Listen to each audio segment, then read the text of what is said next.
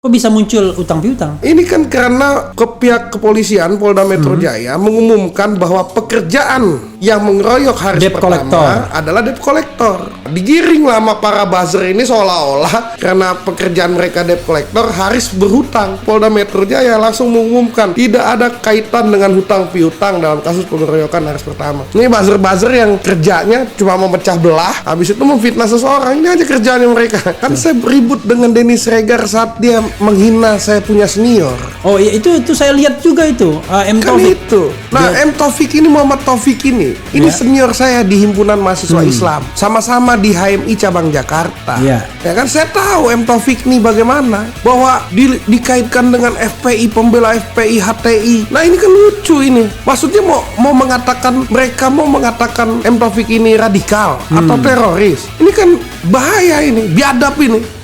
Saya ini cuma mau bilang sama Denny Sregar ini, kalau punya tweet itu atau punya bacot, ini harus yang bener dong. Jangan sampai dia menghina, menjerumuskan orang sehingga nanti ada stigma dari masyarakat. Wah, ini bener loh, M. Taufik nih teroris, sehingga akhirnya penegak hukum memeriksa M. Taufik. Saya nggak bisa, Bang Refli.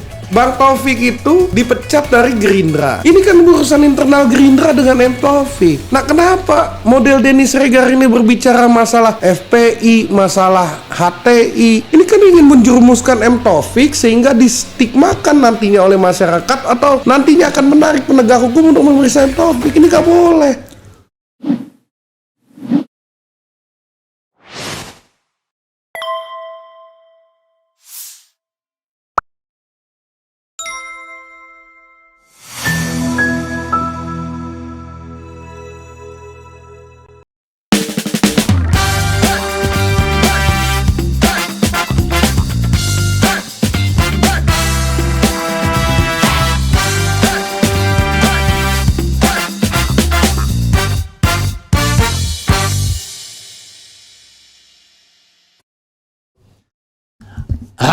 Assalamualaikum warahmatullahi wabarakatuh, Sobat RH sekalian.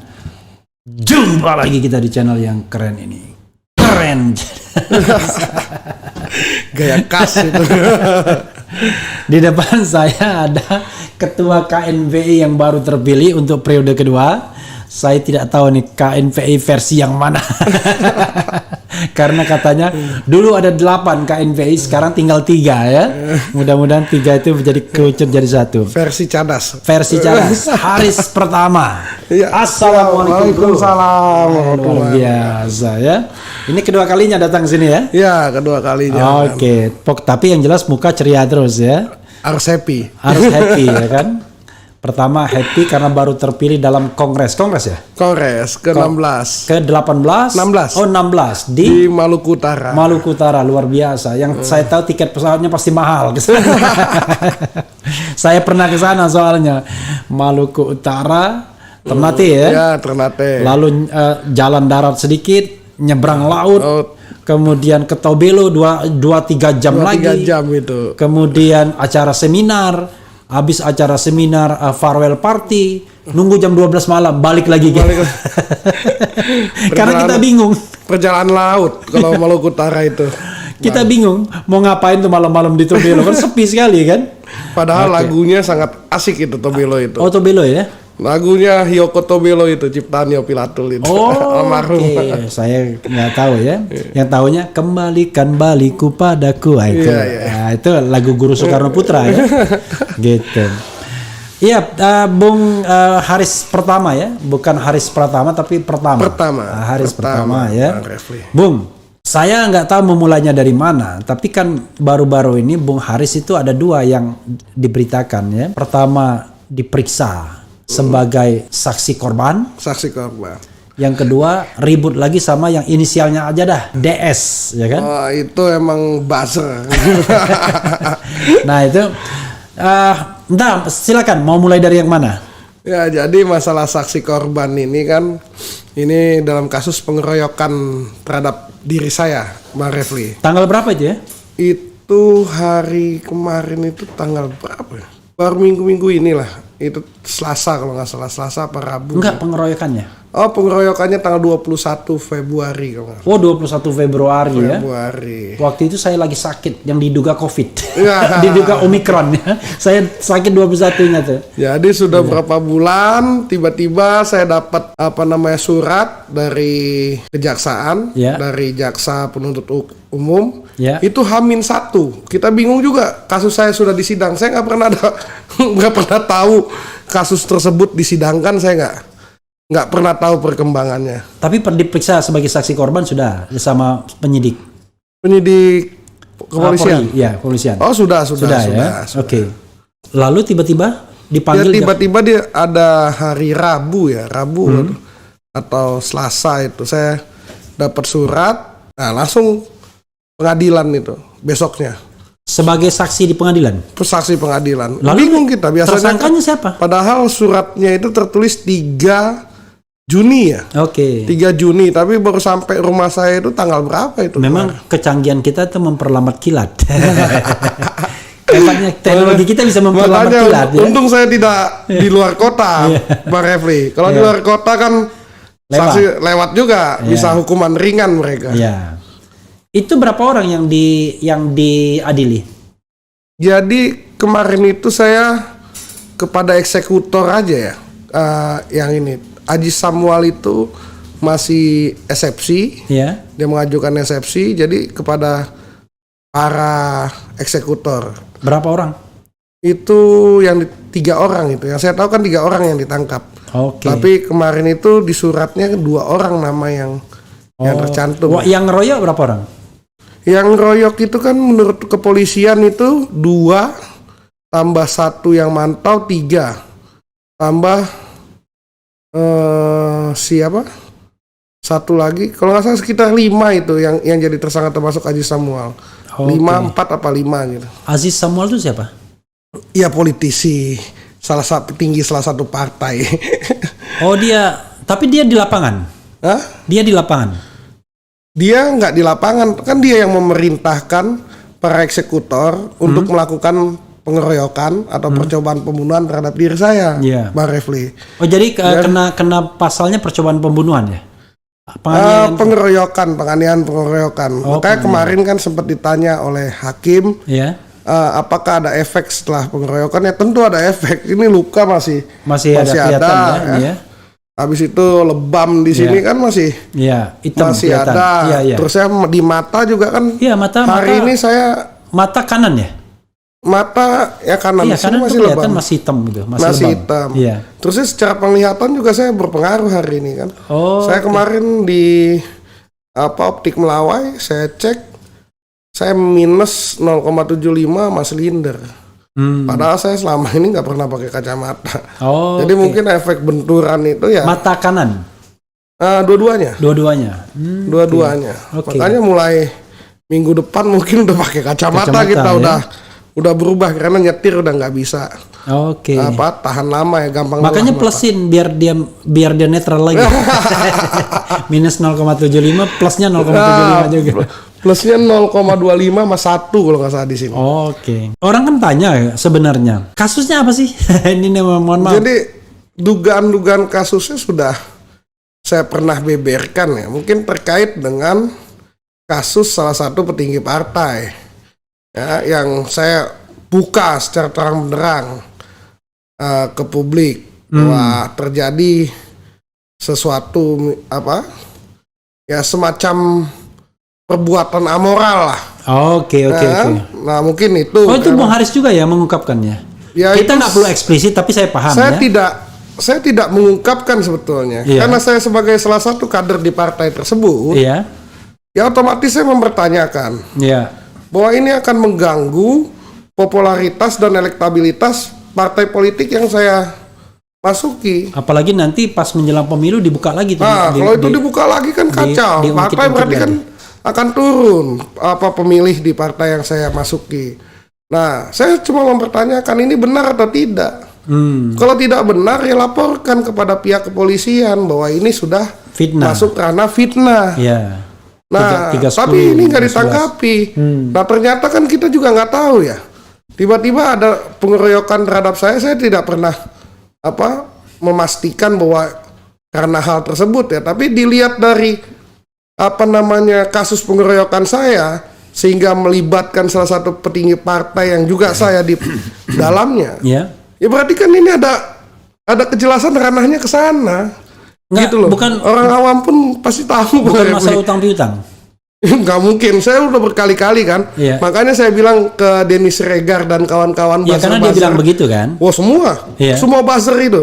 Jadi semua buzzer itu selalu bilang masalah utang piutang. Utang piutang di mana? Sedangkan pihak kepolisian, Dirkrim Polda, ya, habis itu serta pihak kepolisian Kabak Humas Polda Metro juga udah mengatakan ini tidak terkait utang piutang karena saya nggak pernah ngutang. Bingung utang apaan. Jadi kan ini kan fitnah atau hoax ya untuk menjatuhkan saya sebagai seorang Haris Pertama dan juga KNPI. Saya lihat kan ini kan terstruktur masif para buzzer ini kalau menyerang itu kepada hal-hal yang sangat pribadi. Ya kan wajah saya yang lebam-lebam yang masih ada tambelan masih ada perban, ada apa, itu kan selalu dipajang terkait hutang piutang. Harusnya Kepolisian Republik Indonesia di sini Polda Metro Jaya ini harus bersikap bahwa saya ini tidak ada utang piutang loh. Tapi Anda nggak utang, nggak ada. Kok bisa muncul utang piutang? Nah ini kan karena pihak kepolisian Polda Metro Jaya mengumumkan bahwa pekerjaan yang mengeroyok Haris Pertama adalah debt collector. Jadi menggiringnya ke sana. Digiring lah sama para buzzer ini seolah-olah karena pekerjaan mereka debt collector, Haris berhutang. Dan mana berhutang? Nah, setelah muncul masalah utang piutang 2 hari atau 3 hari, Polda Metro Jaya langsung mengumumkan tidak ada kaitan dengan hutang piutang dalam kasus pengeroyokan Haris Pertama. Kan itu jelas di media. Iya. Gitu loh. Nah ini kan para buzzer ini yang saya bilang tadi. Ini buzzer-buzzer yang kerjanya cuma memecah belah, habis itu menjatuhkan kredibilitas seseorang, habis itu memfitnah seseorang. Ini aja kerjaannya mereka. Jadi saya bukan hanya Bung Haris, saya juga baru merasakan. Ya harus dilawan. Tapi mudah-mudahan ya, melawannya itu kan ada 2. Ada yang spiritual ya kan, ada yang fisikal ya kan. Biarlah kita melawannya secara spiritual. Biar Tuhan yang balas. Biar Tuhan ya kan. Jadi saya sama juga di fitnah ya. Bikin settingan interview bayar 7 juta ya kan. Dan belakangan kemudian orang itu menyangkal, tapi gorengannya itu coy. Sebetulnya Mbak Refli, kalau dilihat buzzer ini kan kerjanya kita nggak paham ya siapa tuan mereka nih. Iya. Ya kan? Terusnya saat mereka menjatuhkan seseorang agar masyarakat juga mengaminkan apa yang dia lakukan, sehingga ada misalnya pihak-pihak tertentu atau instansi tertentu bergerak menghancurkan orang-orang yang mereka incar, yang para buzzer ini incar. Jadi kalau saya lihat ini sistematis ya mereka bekerja ya. Bahwa misalnya terkait hutang piutang, tiba-tiba kok dia tiba-tiba langsung terkait hutang piutang, padahal polisi belum mengumumkan loh. Jadi kayak tahu dulu. Nah kayak udah tahu. Sama. Nah itu. Nah ternyata kan saat saya protes, saya teriak juga di media sosial, saya bersama kawan-kawan semua, mana coba buktikan hutang piutang. Nah baru kebuka tuh ya kan, kepolisian langsung ngomong tidak ada terkait hutang piutang. Wah kan harusnya kan ini kan bisa masuk ranah hukum apa yang dilakukan oleh para buzzer itu. Cuma saya malas Mbak Refli ya meladeni kalau fitnah itu terhadap diri saya. Bagi saya itu biasa aja. Saya nggak mau lapor-lapor. Kalau fitnah terhadap diri saya biasa aja. Tapi kalau dia main-main tentang agama dan fitnah terhadap misalnya persatuan dan kesatuan bangsa, saya sikat seperti Ferdinand Huttayan. Gak ada urus. Itu. Iya, tapi Bung, kalau misalnya fitnah, tapi kalau fitnahnya mengarah pada kriminalisasi, kita nggak boleh diam juga. Ya, tapi gitu. Bagi saya nggak mau cengeng lah.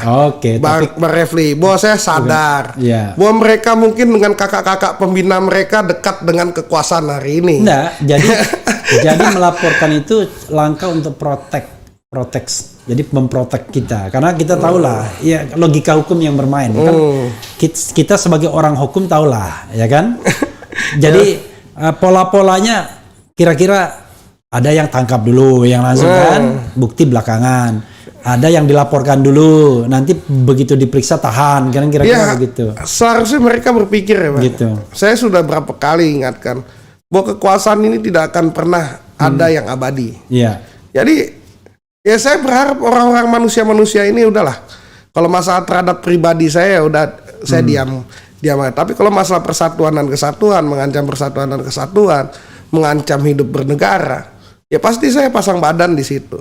Seperti kasus yang beberapa kasus kan Abu Janda, Ferdinand. Saya nggak peduli mau mereka di belakang mereka penguasa siapapun itu, saya nggak peduli. Bahwa KNPI sepakat nggak diproses tapi itu. ya? Apa? Nggak diproses. Yang Abu Janda. Iya. Yang Abu Janda itu tergantung kemauan. Saya juga nggak mau menarik berkas ya. Iya. Laporan masih ada, tapi Ferdinand Hutahian bagi saya sudah menerima hukumannya. Ya saya juga sudah menepati walaupun kepada cepat ya. Ya walaupun cepat prosesnya. Kan beda. Kalau misalnya kita orang yang misalnya ya mungkin yang melawan ya bisa 2 tahun 3 tahun mungkin 5 tahun. Tapi kalau kita orang yang tidak melawan ya kan di dalam kekuasaan ya cukup bulanan aja sebagai. Dan prosesnya cepat lagi sidangnya cepat, terusnya saya juga hukumannya cepat. Sidang terhadap Anton Permana itu, berapa puluh kali sidang dia. Ya kan beda Bang Refli. Gitu. Jadi kalau Bang Refli yang ditahan juga pasti lama. Allahu Akbar ya. Makanya kita bilang, wah saya cuma ingin mengingatkan kepada mereka, kekuasaan itu akan berganti. Mereka harus paham, tidak selamanya mereka berkuasa dan mereka dalam lingkaran kekuasaan. Ya, jadi sebetulnya yang kita buat ini kan bahwa mereka ini ya, para buzzer ini yang dimainkan oleh tanda kutip tadi mungkin oknum dari orang yang menjilat kepada penguasa. Nah, buzzer ini kan kalau kita lihat dia menyebarkan fitnah, menyebarkan hoax. Saya yakin di pihak kepolisian pun kan ada tim cyber. Katanya yang memantau seluruh media sosial.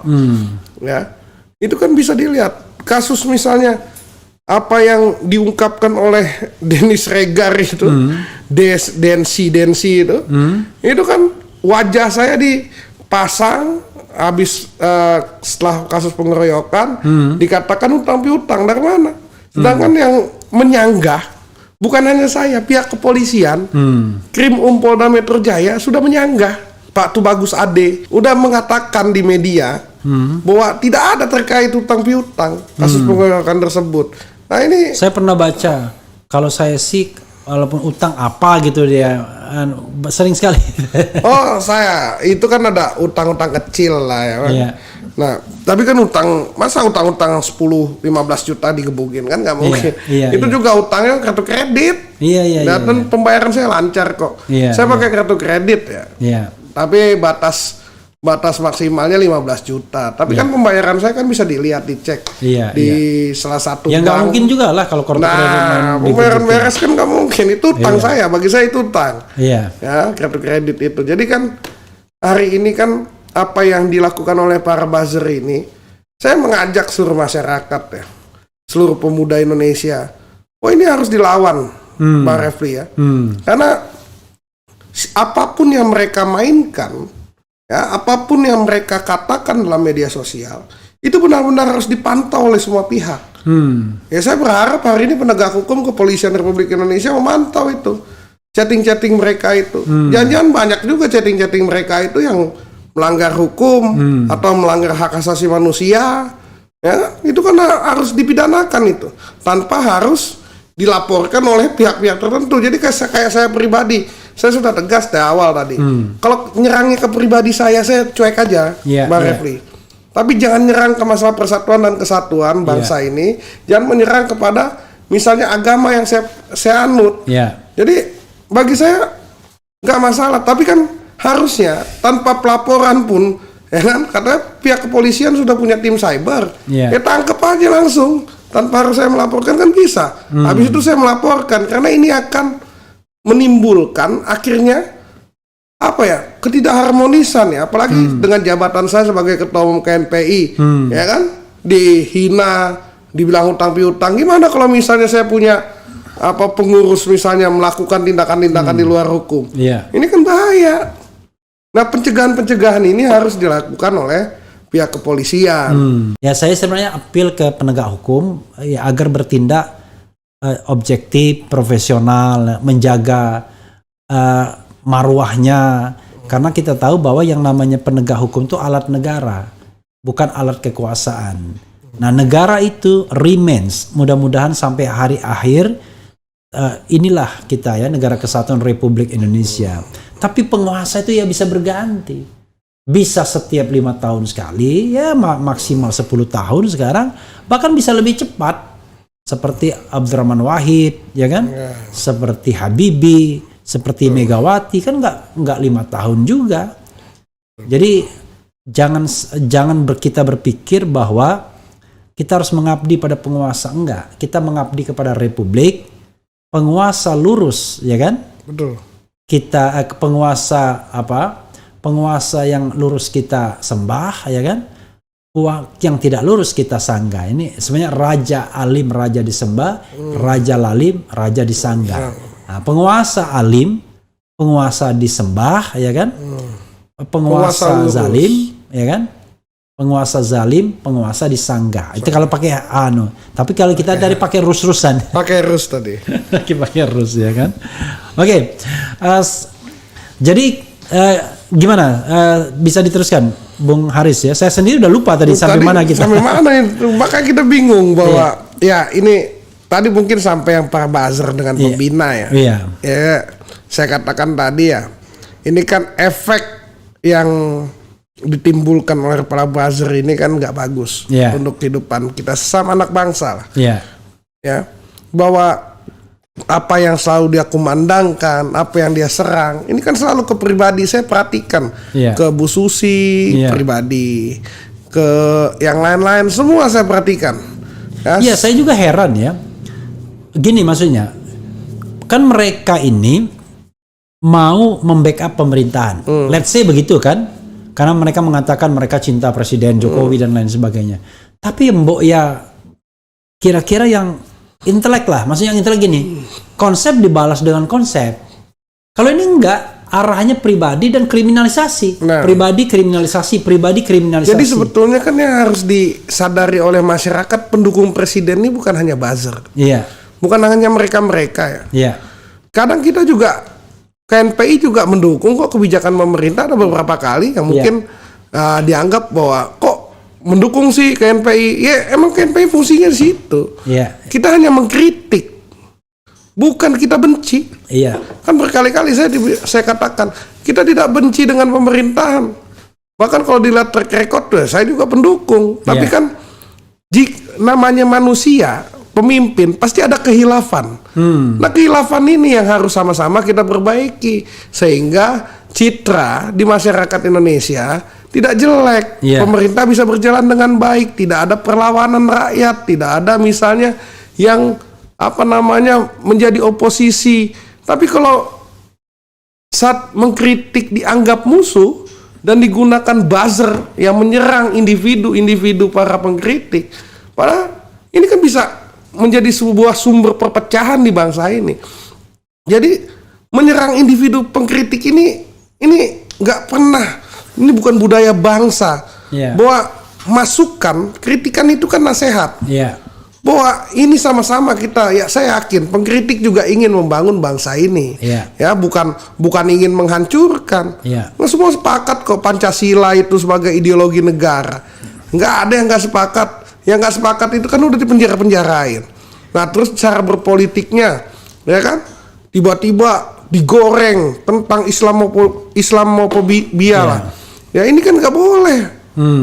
Saya sebagai orang Islam, apalagi saya berasal dari Pariaman kan, udah jelas Islam saya. Jadi saat mereka goreng-goreng kerana agama, ya pasti marah. Seperti Ferdinand, nggak ada. Saya nggak mau damai. Saya berkali-kali tanya hakim misalnya, apa tidak ada restoratif justice? Oh, waktu sidang dia? Waktu sidang, saya bilang saya nggak mau kok. Bagi saya nggak ada yang kayak gitu, nggak ada perdamaian. Jadi ada hal-hal yang harus benar-benar kita tidak boleh toleransi. Bang Refli.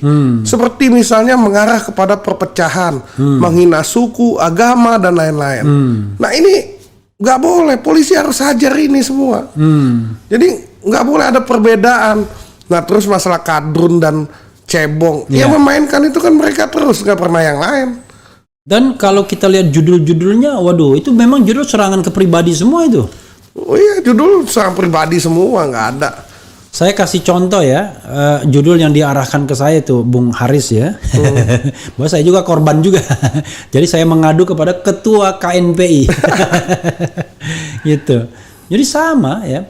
Tapi kita juga menghimbau kepada kritikus ya. Harus betul-betul berdasarkan daya nalar intelektual lah, ya. Jangan sampai kemudian ngata-ngatain, ya kan. Ini saya kasih contoh ya, ketika saya difitnah ya, dan saya tahu lah, ini ada hal yang kita tidak bisa ceritakan semua, Bung Haris, ya kan? Karena kalau kita ceritakan sedalam-dalamnya, justru akan membuka, maaf kata, borok kekuasaan sendiri, akan membuka borok aparat hukum sendiri, ya kan? Tapi kan kita ingin benar, jangan nggak benar. Nah, jadi ketika saya di so-call ya, difitnah anak ini, karena kita nggak tahu apakah dia ngomong dengan keinginan sendiri ataukah karena misalkan tekanan, ya kan? Jadi Allahu Akbar, terus terang saja kan, nah begitu. Lalu mereka-mereka yang dikenal buzzer itu melalui 2 channel TV-nya bilang membongkar hoax Refli Harun. Wah, ya kan? Padahal yang hoax mereka sendiri. Ya jadi kan benang permasalahan merah, saya dengan ya kan? Lingkaran Abi Rizal Afif, Refli Harun, Bahar Smith. Jadi ada orang yang menganalisis, wah, lingkaran-lingkaran itu ya kan. Ya. Waduh, bisa diteroris kan kita ini kalau dibilang lingkaran-lingkaran. Ya ini yang saya nggak suka, gitu. Kan saya ribut dengan Dennis Regar saat dia menghina saya punya senior. Oh iya, itu saya lihat juga itu, M. Kan Taufik. itu. Nah, M. Taufik ini, Muhammad Taufik ini senior saya di Himpunan Mahasiswa Islam. Sama-sama di HMI cabang Jakarta. Ya kan, saya tahu M. Taufik ini bagaimana, bahwa dikaitkan dengan FPI, pembela FPI, HTI. Nah, ini kan lucu ini. Maksudnya mau mengatakan M. Taufik ini radikal atau teroris. Ini kan bahaya ini, biadab ini. Makanya saya protes di situ, saya katakan di situ. Bahwa dia senior saya di HMI dan dia hari ini pengurus wilayah kami, DKI, MW kami, Majelis Wilayah kami DKI Jakarta. Ya kan? Saya jelaskan di situ. Jadi ini manusia-manusia ini harusnya pihak kepolisian ini harus segera nih tangkap nih kayak gini. Karena satu kan nggak ada di HMI ini diajarkan kita menjadi teroris. Siapa yang bilang? Saya mau tanya aja. Mungkin Pak Presiden Jokowi juga tahu kok, orang dia hadir waktu pembukaan Kongres HMI. Di acara kami misalnya milad kami, dia juga hadir, ya kan? Di acara-acara. Saya mau cari beritanya itu di mana, lupa saya itu. Jadi kita itu apa ya? Saya ini cuma mau bilang sama Dennis Regar ini, kalau punya tweet itu atau punya punya bacot kalau bagi saya, ini harus yang bener dong. Jangan sampai dia menghina, menjerumuskan orang sehingga nanti ada stigma dari masyarakat. Wah, ini bener loh, M. Taufik nih teroris atau M. Taufik nih misal radikal, sehingga akhirnya penegak hukum memeriksa M. Taufik dan lain-lain. Saya nggak bisa, Bang Refli. Wah, kenapa saya pasang badan di situ? Karena saya tahu, misalnya saya kenal dengan Bang Refli, bahwa selama ini Refli Harun ini biasa-biasa aja, kok nggak ada yang ngajarin KNPI menjadi teroris. Ya kan, tiba-tiba dilibatkan teroris kan jadi bingung kita. Ya kan? Ini M. Taufik dipecat, hari pertama ribut dengan Dennis Regar. Ada apa? Ya masalah ini kan masalah pemecatan partai. Iya. Bang Refli. Bang Taufik itu dipecat dari Gerindra. Ya. Ini kan urusan internal Gerindra dengan M. Taufik. Ya. Nah, kenapa model Dennis Regar ini berbicara masalah FPI, masalah HTI, masalah-masalah yang lain yang berkaitan dengan hari ini yang dianggap ormas terlarang. Ini kan ingin menjerumuskan M. Taufik sehingga distigmakan nantinya oleh masyarakat atau nantinya akan menarik penegak hukum untuk memeriksa M. Taufik. Ini gak boleh. Ya saya juga heran ya, kenapa selalu ya, ya tadi saya bilang, kalau soal adu argumentasi oke, ya kan? Tapi kenapa arahnya tuh kriminalisasi, ya kan? Bahasanya selalu begitu. Ya makanya saya juga bingung sama mereka ini agamanya apa. Saya bingung. Ada misalnya kemarin saya lihat tweet salah satu manusia yang saya anggap nih bagian dari buzzer. Menghina aja yang menghina Nabi Muhammad Rasulullah di India, saya nggak tersinggung, biasa-biasa aja. Ini kan jadi bingung kita. ini akidahnya di mana?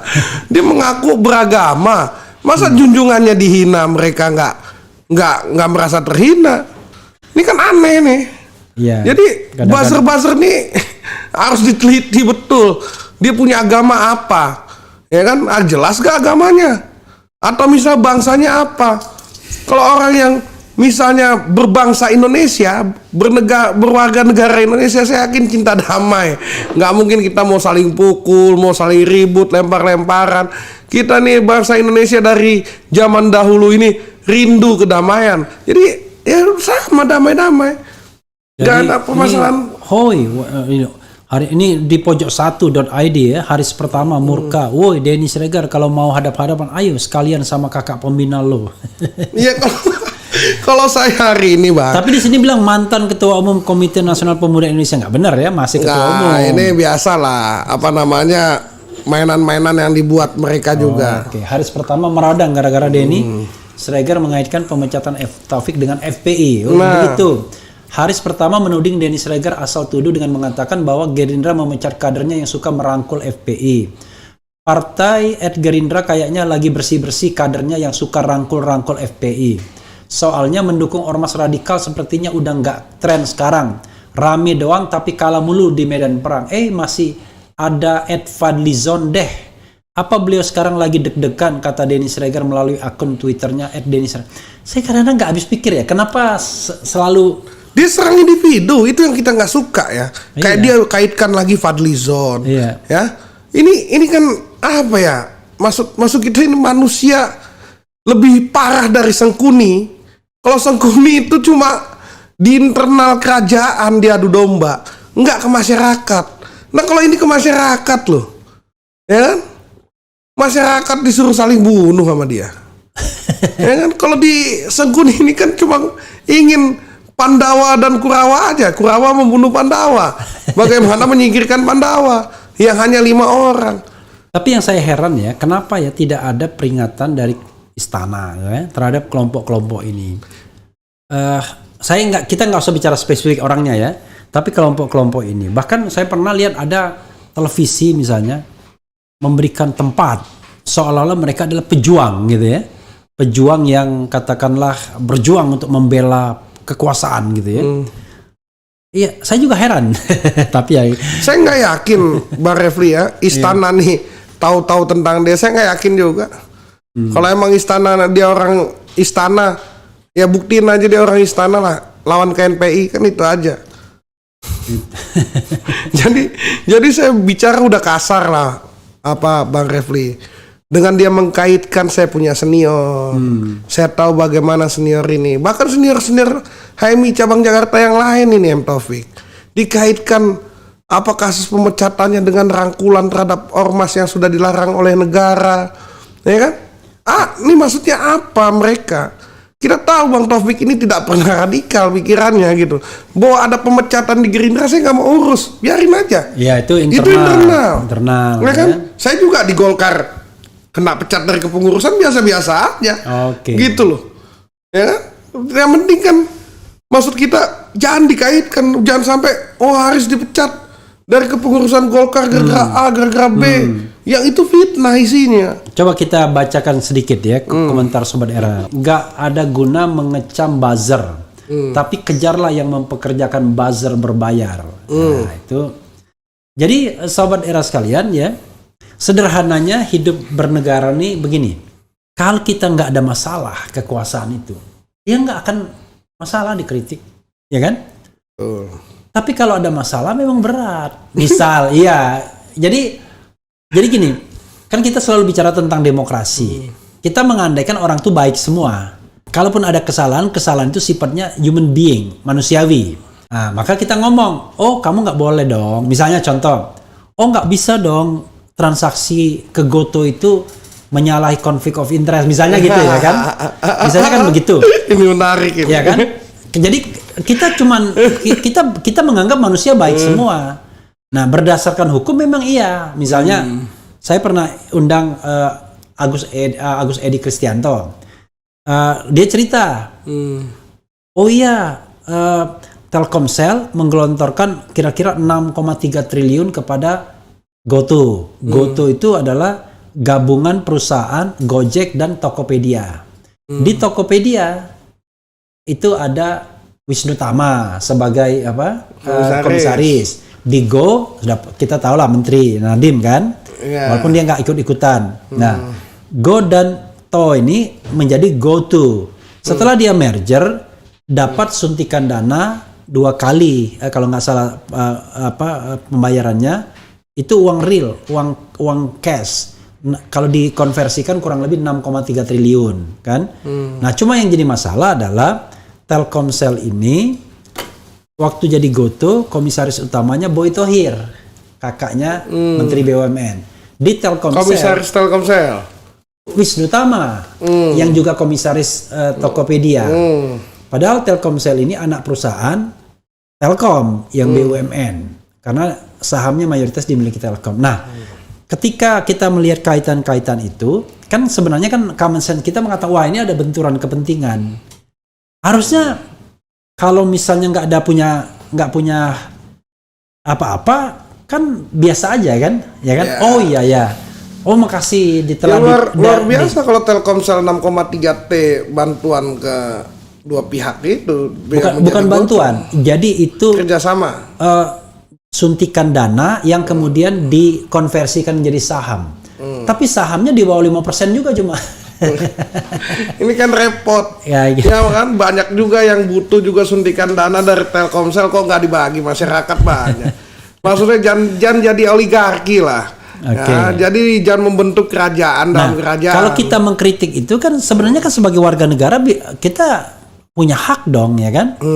Nah, mudah-mudahan ya wajar lah misalnya Bang Refli punya Refli Harun Channel, tiba-tiba produsernya nanti hitungannya istri, nanti anak perusahaan Refli Harun Channel TV-nya anak Bang Refli, itu nggak bener lah. Makanya. Nah ini kan di Goto ini kan seperti itu sebetulnya harus diusut oleh KPK dan Kejaksaan.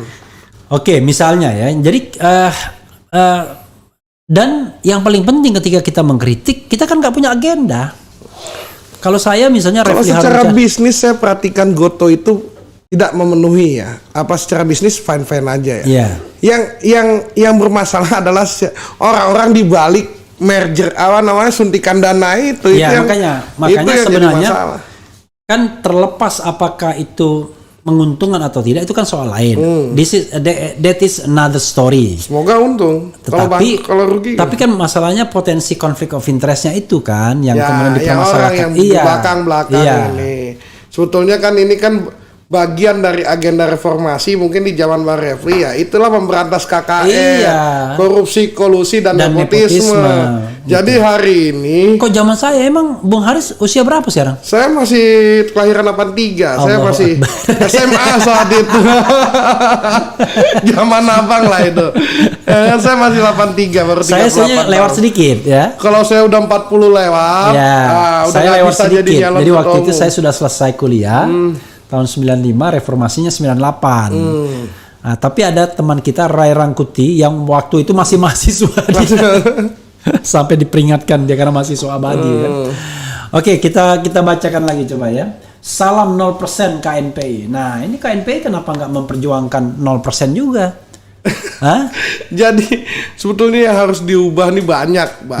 Makanya kita nggak mau masuk ke konflik yang tadi itu. Masalah 0% secara demokrasinya benar. Tapi kan undang-undang kita sudah jelas bahwa harus diusulkan dari partai politik sebagai pengusung calon presiden. Makanya kan ini ya banyak lah, termasuk Bang Refli dengan kawan-kawan yang lain, mungkin dengan senior-senior yang lain lagi memperjuangkan, termasuk Pak Lanyala kan memperjuangkan 0%. Iya. Ya sebetulnya kan ini harus diubah dari sistem konstitusinya, Bang. Saya yakin kalau semua yang demokrasi saya juga dukung lah. Iya. Tapi kan saya juga nggak bisa ikut membawa KNP dalam ranah yang misalnya yang sudah ditetapkan undang-undang belum ada masalah sampai detik ini masalahnya, Bang. Iya. Bahwa tidak ada masalah dengan 20% itu, baik di sisi partai politik juga. Yang menggugat kan dari sekian partai politik yang di parlemen itu juga hampir nggak ada. Yang ada hanya akan ada PKS katanya akan menggugat, PBB sudah menggugat. Nah, tapi PBB di luar parlemen. Di luar parlemen, tapi yang dalam parlemen karena kan jangan salah. Dulu kalau MK tuh ada fatsunnya begini, kalau partai parlemen kalau menggugat nggak boleh. Karena dianggap mereka lawmaker, pembentuk undang-undang. Cuma anehnya individu kayak Gatot Nurmantio, kemudian Ferry Juliantono, anggota-anggota DPR nggak diterima legal standing. Jadi siapa yang boleh menggugat? Masa cuma urusan 7 partai yang tidak lolos parliamentary threshold, padahal ini urusan yang besar sekali. Ya gitu. Sebetulnya hari ini kalau KNP posisi di situ di tengah-tengah, Pak. Bagi kita 20% ini kan juga sudah jadi kesepakatan di DPR dan baru-baru ini aja digugat. Gitu. Coba kita bicara playing logika ya, ini berhadapan sama orang-orang yang kadang-kadang tidak mau bermain logika. Contoh ya, ini, kan mulai lagi orang narasumber cabul aja didengar sama mereka, dibilang Napiter, hahaha. Dibilang apa? Nggak saya, dan menghina saya dia. Jadi, ya makanya saya bilang, it was another story, ya kan? Kalau kita ungkap secara terus terang, jadi kacau. Yang malu bukan kita, yang malu orang lain, malu institusi lain. Nah itu yang jadi persoalan. Jadi kita ini, sobat daerah sekalian, kita ini bukan penguasa. Jadi kadang-kadang walaupun dihina-hina, kita nggak bisa mengungkap yang sesungguh-sesungguhnya. Cuma kita main pinggir-pinggirannya. Tapi kamu tahulah sendirilah, kira-kira begitu, ya kan? Yang saya bilang tadi. Ya, itu kan bagian dari buzzer. Kita nggak pernah tahu. Coba dia tunjukkan apa muka aslinya, ya kan? Ini kan kadang akun yang cuma satu pengikut, bahkan. Tapi ini yang serius ya, yang serius begini. Oke, tapi ini yang perlu ditanggapin. Gimana Bang kasus masakan Padang Babi? Kan kelompok abang yang mulai isu identitas, isu Islamofobia, kan dihembuskan sendiri oleh oposisi. Sejak kapan di Indonesia ada Islamofobia? Coba jelaskan. Jadi ada 2 ya. Jadi ada, ini mohon maaf nih, ada rendang babi kemarin kan yang protes kan DPR dari Sumatera Barat. Saya dari Sumatera Barat itu saya protes lah, nggak ada masakan Padang tuh yang nggak halal tuh nggak ada. Makanya waktu ada beberapa komentar ya, saya nggak mau tahu lah bahwa itu ternyata kejadian 2 tahun yang lalu atau apa. Tapi kan saat muncul isu rendang babi, siapapun yang misalnya memunculkan itu ke publik, saya cuma heran Bang.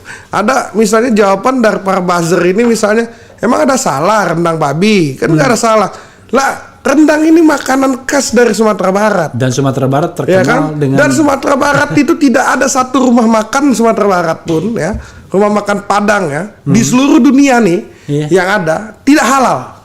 Semuanya masakan halal. Sampai di luar negeri pun, mau di mana Bang, di Eropa di mana, semuanya pasti halal. Nah itu Bang, jadi sebetulnya kan masalah isu siapa yang main, ya kan bisa jadi nih permainan dari siapa. Kita kan cuma respon, masa kita respon tiba-tiba kita dibilang permainan oposisi gitu. Oke ya, jadi seperti itu ya. Kemudian nggak usah pakai fasilitas yang dibangun Jokowi, jalan tol dan bandara kalau gitu. Ini sering ya kalau bilang begitu. Coba jawab. Fasilitasnya bukan Jokowi, bukan presiden. Ini fasilitas negara, presiden sebagai pelaksana bertanggung jawab dari hidup bernegara, pemimpin di negara yang kita cintai. Jadi apapun yang dilakukan oleh presiden dalam pembangunan dan lain, ini sebetulnya ini pertanyaan orang bodoh ini, Bang. Jadi orang-orang bodoh seperti ini nggak perlu dibacain sebetulnya, Bang. Maksud kita kan, ya andaikan seorang siapa misalnya, jangan salah, yang misalnya bodoh banyak gitu. Seorang Refli Harun misalnya jadi presiden, tiba-tiba bangun misalnya jalan atau perbaiki lagi jalan layang 3 3 lantai ya kan. Masa nggak boleh nikmatin, rakyat semua harus nikmatin, mau oposisi mau bukan gitu loh. Dan satu hal, ini adalah kekayaan milik negara, bukan milik pribadi. Ya malah negara, uangnya uang negara kok, kan bukan uang pribadi dari satu orang. Iya, itu kadang-kadang ya itulah ya. Coba kita lihat tentang ke depan ya, satu isu terakhir lah. Saya ingin melihat sikap KNPI terkait dengan panasnya suhu politik menjelang 2024 ini. Ya, KNPI mau kemana? Tapi kaitannya dengan ini ya, dengan Pilpres. Satu gini Bang, terkait dengan Pilpres Bang ya. Iya. Ya. Selain dengan Pilpres kan masalah perekonomian bangsa yang setelah dilanda pandemi Covid 2 tahun nih Bang. Iya. Ya, bahwa presiden punya menteri-menterinya. Nah, menteri-menterinya pada sibuk pencitraan. Ya kan, untuk bagaimana menjadi calon presiden dengan rating teratas. Ini harus ada sikap dari Bapak Presiden Jokowi. Kalau ini boleh sebut nama karena mereka pejabat publik. Ya, hari ini misalnya ada Menko Perekonomian yang hari ini ya Pak Erlangga Hartarto sibuk bagaimana mengkampanyekan dirinya sebagai calon presiden, bahkan baliho-balihonya banyak. Baliho-baliho ya. Baliho, habis itu juga pernyataan-pernyataan apa namanya di lain-lain juga banyak juga bahwa dia atau sebagai calon presiden safari dengan ketua umum. Nah, ini kan apa harusnya dia mengurusi masalah perekonomian bangsa ini yang sedang morat-marit. Habis itu masyarakat yang misalnya masalah minyak goreng dan lain-lain. Nah, mana? Sampai detik ini bahkan Pak Presiden ya, kalau saya jadi seorang presiden, karena saya kan ketua umum KNPI, saya pemimpin juga Bang, pemimpin dari teman-teman anak-anak muda. Saat saya misalnya bilang bahwa harus harga ini sekian, ini kan punya tanggung jawab nih Menteri Perekonomian. Ya kan? Menteri Perekonomian apa kerjanya? Mana sampai sekarang 14.000 minyak goreng? Nggak ada kok. Tapi Menteri Menko lain yang malah ditugaskan. Ya karena nggak becus. Allahu Akbar. Ya kan kalau nggak becus, ya di reshuffle. Nah, terus ada menteri lain lagi, misalnya Pak Erick Thohir yang kemana-mana keliling-keliling ya. Apa kerjaannya sekarang? BUMN untung, ya kan? Nah, setelah diakuisisi untung misalnya BUMN oleh Pak Erick Thohir. Ya tapi kan maksudnya jangan kampanye juga dong. Tapi jangan salah, orang keliru. Untungnya itu 126 triliun. Jadi saya udah lihat angka-angkanya. Jadi gini, pada zaman Rini Sumarno, keuntungan BUMN itu sempat hampir sampai 200 triliun, 189. Kemudian turun 2019 karena sudah tahun pemilu dan separuhnya kan sudah masa pemerintahan Erick Thohir, 150 triliun. Nah, waktu pada pandemi 2020 itu jeblok kira-kira tinggal, ada yang bilang tinggal 20-an triliun. Nanti dicek lagi. Nah, kemarin untung 126 triliun tahun 2021. Jadi untungnya itu di bawah rata-rata. Di bawah zaman Rini Sumarno. Maksudnya jangan sampai rakyat itu loh, kan untung kan? Ya. Oh enggak, keuntungannya masih di bawah. Jadi maksud saya hitunglah untung gitu BUMN misalnya 126 triliun kata Pak Erick Thohir di rapat dengan DPR. Tapi kan juga jangan fokus ke masalah kampanye-kampanye, udah pembentukan nanti aja 2023 kan masih bisa. Ini kan pembenahan. Sepakat. Kalau saya mengatakan begini, Bang, kita sepakat semua. Kita baru keluar dari pandemi di tahun 2022. Ya. Bahkan seorang presiden Pak Jokowi membebaskan kita masyarakat Indonesia melepas masker di ruang terbuka. Ya, baru bebas nih, baru bisa beraktivitas lagi, dunia usaha semua jalan, baru berjalan lagi. Ini harus ada konsen pemerintah setahun minimal untuk mengurus ini. Gitu loh, bukan ngurus sibuk misalnya keliling-keliling pesantren. Kalau saya mengatakan kalau punya niat menjadi capres, nggak usah jadi menteri. Ya itu, makanya kita bilang mundur lah. Kalau emang udah deket misalnya tahun pemilu, mundur. Biar konsentrasi. Ini kan enggak.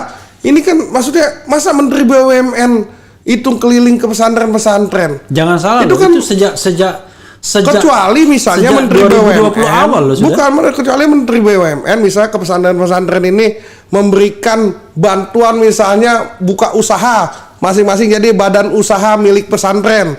Mungkin bisa masuk lagi kemana lagi ke masyarakat, ke desa-desa. Menteri BUMN malah ikut jadi anggota KNPI ya. Tanda kutip. Tiba-tiba dia ikut anggota KNPI juga, tanda kutip ya. Wah, kalau itu mantap juga, bagus dia. Ya kan, kalau masuk anggota KNPI, ya kan, dia sambil kampanye nggak masalah. Ini kan ada masyarakat ini, ada masyarakat yang harus dibantu. Janganlah, maksudnya hari ini ya, Bang Refli, ini kan sebetulnya dua nih pilihan. Kesadaran dari para menteri yang ingin mencalonkan diri menjadi capres dan cawapres, ya, untuk mundur, ya. Atau misalnya yang kedua, Pak Presiden Jokowi jika ingin pemerintahannya ini dikenang, ya, dengan baik oleh masyarakat, Pak Presiden kita ini, kan udah bisa kita lihat, Bang Refli, ya, 2 tahun loh dilanda dari 2019. Ya kan, kita dilanda tuh berarti hampir 3 tahun nih dilanda pandemi Covid berbebas 2022 ini. Ya. Saat Pak Jokowi bisa melancarkan bahwa perekonomian sampai di 2024 masyarakat semua sejahtera, ya, perekonomian meningkat. Ini citra yang sangat baik yang diperoleh oleh seorang presiden pemimpin. Bahkan bukan hanya di Indonesia, di dunia banyak negara-negara yang kolab juga masalah pandemi Covid ini. Jadi kalau Pak Jokowi konsen dalam pembenahan perekonomian bangsa ini, saya yakin dia akan dikenang sebagai salah satu presiden Republik Indonesia yang terbaik yang pernah ada yang di Republik yang kita cintai ini. Iya, kita berharapnya adalah dan dia harus lakukan reshuffle kalau mau itu, karena menteri yang membidangi perekonomian, ya, bahkan kemarin ada isu gerobak UMKM aja ada kerugian negara, itu laporan BPK ya. Ini kan menteri yang urus ekonomi nih, ya, urus masyarakat banyak nih, ya, Menko-nya, ya, tiba-tiba ada siapa staf khususnya, staf ahlinya yang terlibat dalam kasus migor, ya kan. Kalau kita migor biasanya kalau mahasiswa atau pemuda itu mie goreng. Nah, ini kan minyak goreng ternyata, ya kan. Nah, terlibat. Ya kan, terusnya ada indikasi-indikasi lain. Ya banyaklah hari ini yang kita anggap ini udah nggak normal. Ya, bahwa permintaan Bu Mega ya misalnya, katanya ada desakan dari PDIP untuk meresapel beberapa menteri. Yang saya bilang itu kesadaran bernegara dari PDIP. Bahwa Bu Megawati, saya tak yakin dia negarawan ya. Akhirnya dia melihat situasi yang kacau balau ya, yang menteri-menteri harusnya bekerja membantu seorang presiden. Jadi harus diingat, menteri itu membantu, ya, atau bahasa kasarnya pembantunya presiden. Ya kan, jadi jangan ngurusin pribadi dia, ngurusin bagaimana visi misi seorang presiden. Pak Jokowi hari kemarin sudah mengatakan minyak goreng harus 14.000. Gimana ciptakan 14.000? Kan itu baru benar. Ya kan, Menteri Perekonomian. Nah, ini kan akhirnya ada ketidakpercayaan seorang presiden ya. Kalau saya lihat mungkin dari beberapa tokoh ya mengatakan bahwa Luhut lagi atau misalnya lu lagi. Saya yakin ini bukan karena seorang Pak Luhut nih hebat, LBP nih hebat, karena yang lainnya nggak ada yang hebat. Akhirnya Pak Jokowi percaya sama Pak Luhut aja, gitu loh, nggak dipercaya. Jadi harus ya, dengan banyaknya dinamika yang seperti ini, Pak Jokowi harus melakukan reshuffle kabinet dalam waktu dekat, ya, untuk mereshuffle menteri-menteri yang sudah tidak efektif lagi, yang sudah tidak berguna bagi seorang pemimpin dalam membantu visi misinya atau misalnya keinginan dia dalam memimpin negara ini, gitu loh. Bung Haris, sebelum closing statement ya. Kalau Anda Presiden Jokowi saat ini dan Anda mesti melakukan reshuffle kabinet, ya kan? Put on the table. Gak apa-apa kita ngomong ini kan, karena kita demokratis kan. Prioritaskan menteri mana yang akan Anda ganti, dan kalau ada nama penggantinya, siapa penggantinya? Ini menarik nih bagi sobat daerah sekalian. Ya, bagi kita kalau masalah nama pengganti ya saya nggak bisa mengusulkan, tapi satu yang harus diganti, karena kan saya katakan di awal, Bang Refli, bahwa kita ini perekonomian kita ini habis nama dulu terombak-ambik. Ya? Nama dulu baru alasan. Oh ya, nama misalnya Erlangga Hartarto. Menko Perekonomian. Alasannya, karena hari ini ya setelah pandemi COVID kita morat-marit nih, bahwa dia sebagai menteri koordinator ya, di situ ada menteri keuangan, yang lain-lain nih, ya perdagangan, harus dia konsen bagaimana memperbaiki perekonomian ya di negara dan masyarakat kita, ya. Jadi harus menstabilkan kembali bagaimana masyarakat nih pengangguran dan lain-lain ya. Ini kan harus dibangkitkan lagi nih. Bagaimana seorang Menko ini bisa mengkoordinir membuka lapangan kerja dan lain-lain. Nah ternyata kenapa nggak ada, harus bolak-balik ke daerah aja, gitu loh. Nah kedua, ada keterlibatan dari staf lingkaran dalam Menko Perekonomian yang terlibat dalam kasus minyak goreng. Ini bukan saya bilang. Jadi sudah sepatutnya kalau saya jadi Presiden Jokowi, saya akan meresapel Menko Perekonomian. Oke. Nah yang kedua, ada alasan lagi? Sudah cukup? Sudah cukup lah. Kalau masalah kasus-kasus yang lain banyak. Gitu kita kan nggak mau, saya nggak mau menduga-duga personal. Saya nggak mau personal. Tapi tugas dari seorang Menko ya. Terus ya misalnya Menaker. Yang kedua Menaker. Nah, Ida Fauzia. Nah, iya dia Fauzia. Gimana? Coba.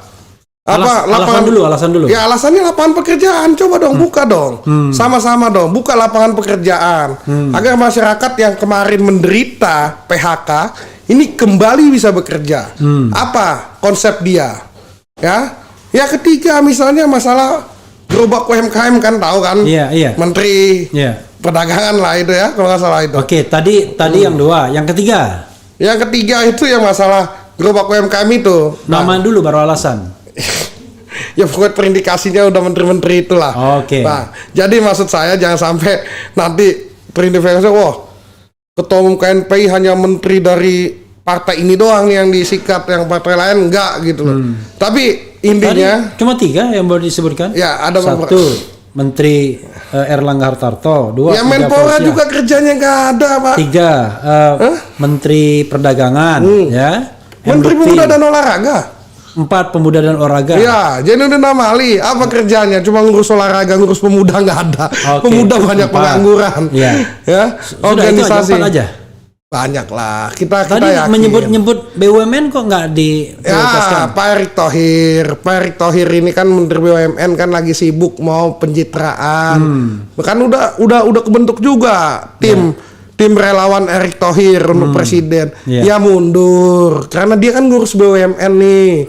Banyak BUMN apalagi baru-baru ini ada lagi akuisisi nih. BTN Syariah ke Bank Syariah Indonesia ya kan, BTN Syariah diambil alih oleh diakuisisi terus nih kan.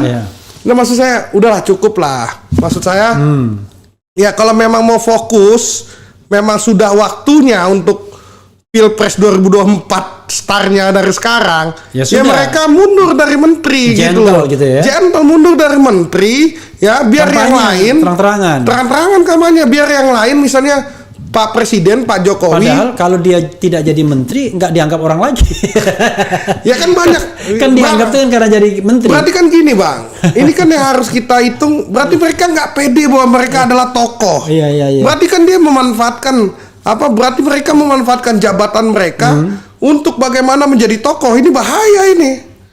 Jadi kan ada tokoh yang karena jabatan. Nah, kan? Tapi ada yang tokoh karena memang career path ya, political career-nya memang dari awal. Ya dari awal bisa kayak Pak Presiden Jokowi. Kan dia bukan tokoh juga dari Solo, ke DKI. Ada rintisan dia nggak pernah jadi menteri loh Bang. Iya. Dari DKI tiba-tiba jadi presiden. Itu kan memang Jokowi tokoh. Kan gitu kan. Bahwa mau posisi apapun dia bisa gitu loh. Menjadi pemimpin. Ya. Nah ini kayak misalnya mereka ini kan udah jelas, mereka udah menteri, orang udah tahu mantan menteri nanti kalau misalnya mereka mundur, atau Pak Jokowi meresapel mereka kan jadi mantan menteri juga, ya kan? Kan masih ada namanya. Siapa tuh yang kampanye presiden? Oh mantan menteri perekonomian, oh mantan menteri BUMN. Ya nggak masalah, nama mereka udah bagus kok. Tapi nggak bisa pakai fasilitas lagi. Ya ini kan nggak boleh Bang Refli, ini kan pidana. Saya nggak mau bilang mereka pakai fasilitas atau tidak. Tapi saat mereka menggunakan fasilitas negara untuk kepentingan pribadi, sudah sangat jelas KPK, kejaksaan dan kepolisian harus cepat bertindak karena itu bagian dari sesuatu yang tidak boleh. Kan agenda reformasi yang selalu didukung ke KKN. Mereka kan nggak ngasih pesan apa-apa. Pesannya G20 ya kan, pakai Videotron. Di ATM kan pesannya kan nggak ada pilihlah saya jadi Perpres, tapi ya tapi kan gini, hubungannya ya mungkin hari ini udahlah itu udah terlanjur ya. Mungkin itu bukan ide awal dia mau jadi presiden, bisa jadi karena dia menteri BUMN dia mau pajang muka biar terkenal kan. Tapi kan ini dia udah nyata-nyata mau jadi calon presiden atau calon wakil presiden. Yang konon katanya sudah ditanya Jokowi kan. Yang bilang akan nyalon Erick Thohir, Sandiaga Uno, Erlangga Hartarto, kemudian Prabowo. Kalau Prabowo bilang kalau diizinkan Pak Presiden gitu kan. Padahal dia sendiri pengen juga kan. 4 orang itu di dalam kabinet. Ya kalau bagi kita ya kalau mau fair ya, pertaruhan fair mundur lah. Kan toh Pak Presiden Jokowi kan sudah tidak ada incumbent nih, ya kan? Bahwa tidak ada saingan mereka ini seorang incumbent gitu. Ya sama-sama dari nol toh. Pak Erlangga misalnya belum pernah jadi presiden, ya kan? Bukan bagian dari Pak Jokowi. Pak Erick Thohir juga begitu. Pak Sandiaga, Pak Prabowo kan bukan langsung Jokowinya sendiri, bukan Pak Presidennya sendiri. Beda dengan 2019. Kalau 2019 ada incumbent, mungkin butuh jabatan menteri untuk bersaing dengan incumbent presiden yang ada. Nah hari ini kan sama-sama nol. Kalau mau fair, ya kan, ya udah biar masyarakat, ya kan, yang menilai kan tuh Pak Ganjar juga dikit lagi habis. Ya. Kalau Pak Ganjar ya kan September 2023. September 2023 ya udah. Tapi sudah pendaftaran Oktober. Sudah pendaftaran Oktober, berarti kan harus mundur ya kan.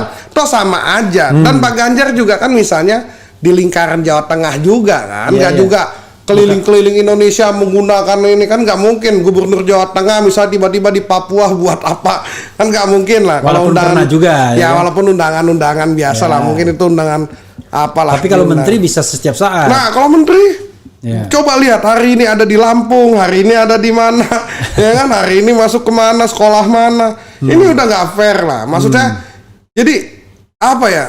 Seorang menteri ini kan bagaimanapun yang apa ya, membantu presiden di bidangnya masing-masing. Saat bidang-bidang ini nggak kurus, ya, ini kan jadi kacau. Gimana presiden mau bilang, misal saya kalau jadi Pak Jokowi ya, misalnya, saya umumkan ke masyarakat, pengangguran kita berkurang. Gimana kalau pembantunya yang ngurus pengangguran, ya apa tenaga kerja nggak konsen, ya kan nggak bakalan bisa visi misinya. Nah misalnya kayak misal saya minta minyak goreng, ya kan harus 14.000, sampai sekarang belum 14.000, ya kan masih ada juga yang naik belum stabil lah minyak goreng. Ya orang menterinya sibuk nyapres. jadi sebetulnya saya pribadi bang, saya merasakan saya pemimpin bang ya. Orang nomor 1 di KNPI Pak Presiden, orang nomor 1 di Indonesia. Misal, saya ngerasain saat misalnya ketua-ketua bidang saya nggak melaksanakan tugas, saya ini jadi kayak orang bodoh bang. Dan saya yang selalu misalnya senior, ya kalau senior ini istilahnya rakyat lah kalau di pemerintahan. Senior ini, junior pada ngomong, wah kok Ketum Haris kok nggak kerja begini, nggak ini jelek ini gini. Ya hari ini karena menterinya berbuat kayak gitu ya, makanya Pak Jokowi makin tambah dijelekin, dibusukin oleh orang-orang yang nggak pernah tambah ambiar. Jadi saya bilang, sudah Pak Jokowi ini bagus visi misinya, ya makanya di bernegara ini presiden membutuhkan menteri bukan perdana menteri. Jadi menteri-menterinya ini, menko menterinya ini harus konsen. Bagaimana keinginan seorang presiden dalam menerapkan ya visi misi dalam kampanye ini terlaksana dengan baik sehingga masyarakat nggak ada yang bilang lagi oh Pak Jokowi bohong, oh Pak Jokowi misalnya nggak seperti ini. Ya orang Pak Jokowinya santai-santai aja kok, visi misinya bener kok. Kan nggak pernah juga Pak Jokowi visi misinya misalnya ekonomi Indonesia harus apa namanya nyungsep kan nggak ada, pasti meroket. Nah meroket kan yang harus menjabarkan gimana perekonomian meroket nih. Pertama ya Menko Perekonomian, habis itu bagaimana Menteri Keuangannya, bagaimana Menteri BUMN-nya, agar perekonomian meningkat, gimana Menteri Tenaga Kerjanya, ya kan? Dengan masyarakat hari ini perekonomian meningkat, ya terusnya BUMN-nya meningkat, ya pasti kan meningkat semua nih. pertumbuhan perekonomian. Kok ribet gitu loh, maksudnya jangan dibuat ribet. Sebetulnya apa yang selalu dibicarakan oleh seorang Pak Presiden ini gampang kalau menterinya konsen, ya, tidak pikirannya kemana-mana. Misalnya Presiden kayak saya mimpin rapat gitu ya, tiba-tiba orang-orang yang saya pimpin rapat pikirannya pada wah mau gantiin ketua umum Haris nih besok nih, kan kongres kapan atau gimana?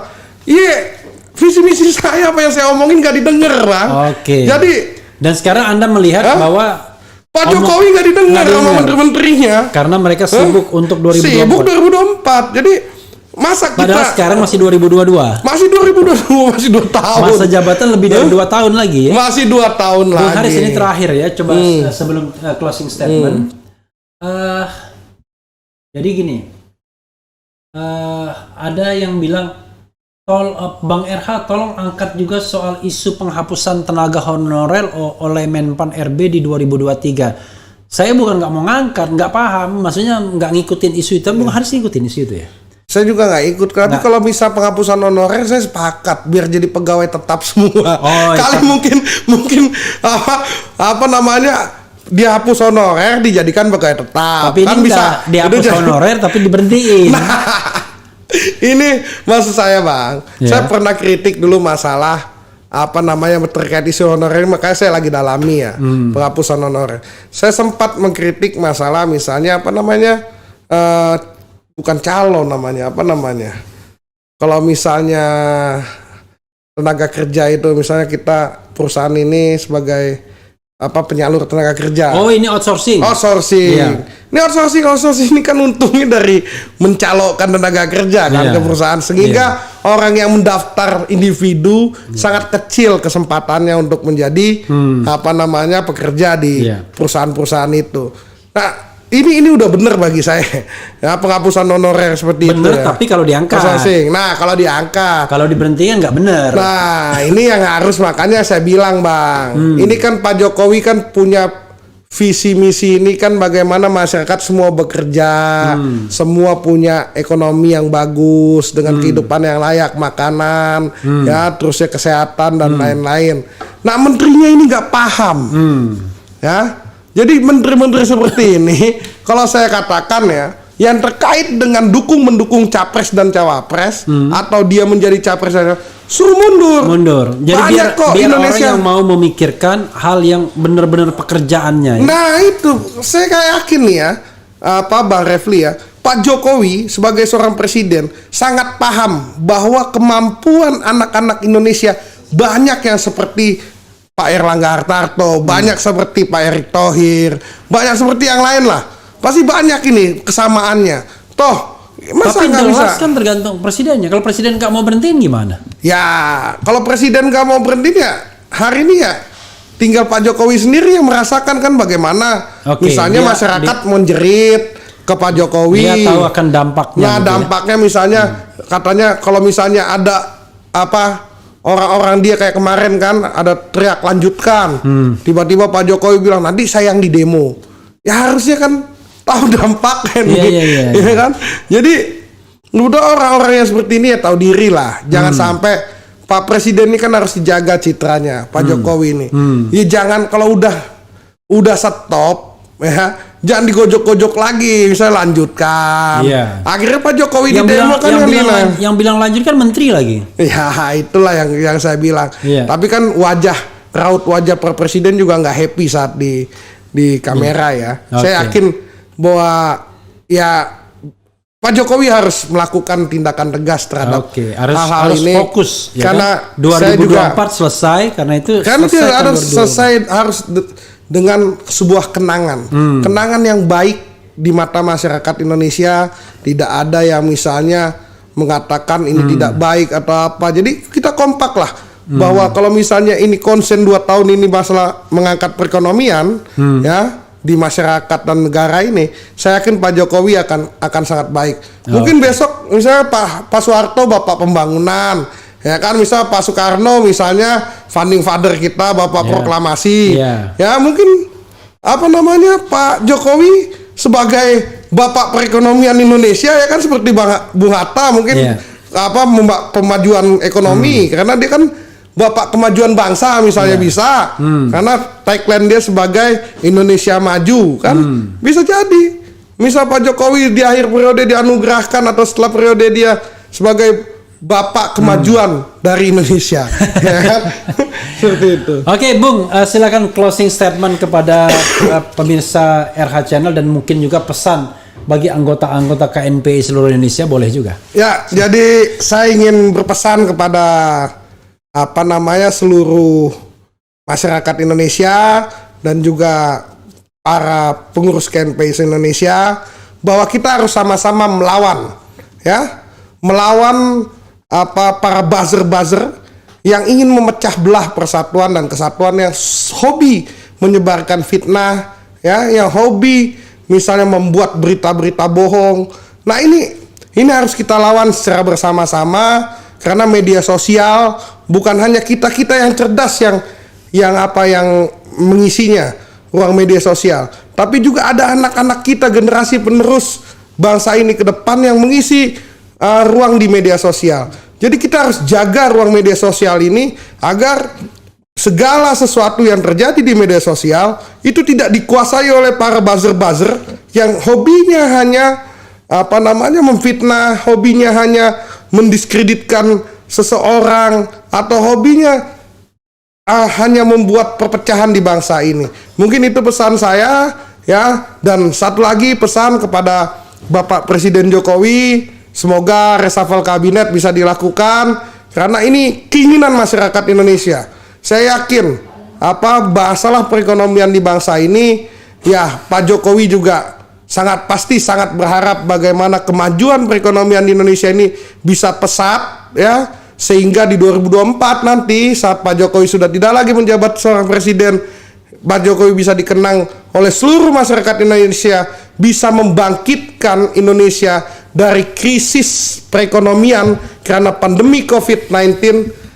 Tiba-tiba Indonesia bisa menjadi negara maju seperti yang dikatakan oleh seorang Presiden Jokowi, 2045 menjadi Indonesia yang maju, Indonesia yang hebat. Jadi reshuffle kabinet harus dilakukan.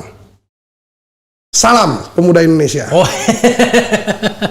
Salam Pemuda Indonesia. Wassalamualaikum warahmatullahi wabarakatuh. Salam. Iya. Terima kasih Pak Raffi.